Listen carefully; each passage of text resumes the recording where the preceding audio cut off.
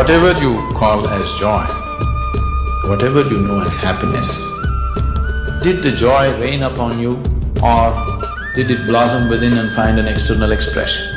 Which way was it? It always came from within, isn't it so?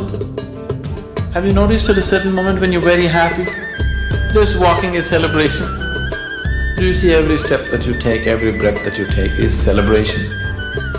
So the question is not about what you're drinking, what you're eating, what kind of atmosphere you're in. You're joyful.